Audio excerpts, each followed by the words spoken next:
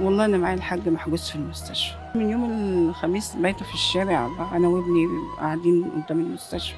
عشرة عمر وابو بلادي وعشرة عمر، ولازم هو ده اللي ربنا وصلنا بيه، ده اللي ربنا وصلنا بيه.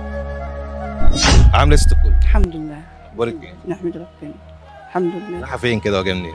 والله انا معايا الحاج محجوز في المستشفى. حاج محجوز في المستشفى؟ في العناية المركزة. الحمد لله على كل شيء.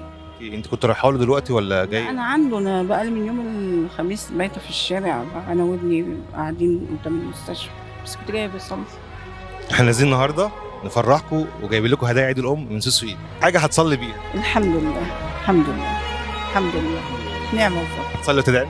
ادعي لك من غير حاجه والله، ربنا يبارك فيك. كل سنه وانت طيبه. الله وانت طيب. حاج اسمه ايه؟ الحاج مجدي. كان ضغطه، كان عامل عمليه غده، شايل ورم عن غده. الحمد لله الحمد لله، ربنا يجعله في ميزان حسناته اللي هو شافه. والله عشرة عمر وابو بلادي وعشرة عمر، ولازم هو ده اللي ربنا وصلنا بيه، ان الواحدة لازم تبقى تحت برضه جوزها ومعاه وفي حياته وفي كل حاجة معاه، ربنا يسترها ان شاء الله. انا البرنامج اصلا بتاعي برنامج اسئله ومسابقات، بس هي اسئله دينيه بس بتبقى صعبه شويه. يا رب نكون قد السؤال يا رب ان شاء الله. يعني معلوماتك في الدين حلوه؟ على قد. هسألك سؤال، اتفضل. لو جاوبت عليه تكسب معايا هديه. ان شاء الله تمام؟ ان شاء الله. سؤال صعب يعني حاولي بقى ترجعي الذاكره كده. يا رب الذاكرة تكون ان شغالة. شاء الله. احنا النهارده احنا في شهر كام؟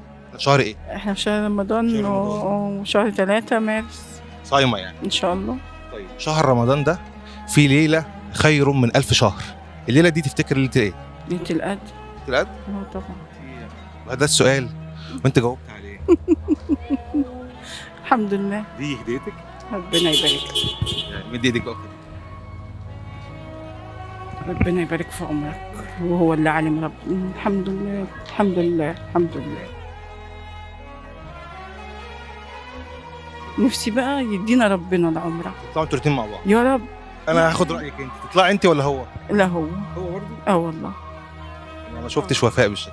لا والله يستاهل، يستاهل. لان شيء علينا كتير بصراحة. هتبص للكاميرا وهتوجهي رساله لابو محمود، ان شاء الله يقوم بالسلامه ويخف ويشوف الفيديو ده ويشوف الرساله دي. اللهم امين يا رب. وربنا يشفيك ويعافيك انت واللي زيك، ويشفي كل مريض يا رب، ويطلع ويروح بيته بالسلامة. اطلعوا عمره مع بعض يا رب ان شاء الله. يا رب ان شاء الله، لان هو نفسه يروحها ويقول لي تكوني معايا، لان هو نفسه يروحها ويقول لي تكوني معايا.